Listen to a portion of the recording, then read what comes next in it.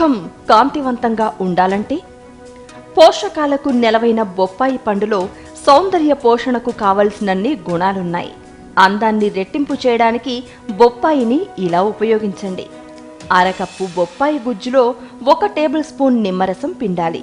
ఈ మిశ్రమాన్ని ముఖానికి అప్లై చేసి అరగంట తర్వాత చల్లని నీటితో శుభ్రం చేసుకోవాలి.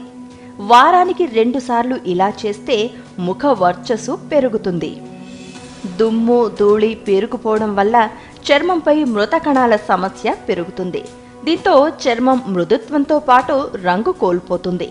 ఈ సమస్యను అధిగమించడానికి అరకప్పు బొప్పాయి గుజ్జులో 1 టేబుల్ స్పూన్ పంచదార కలపాలి.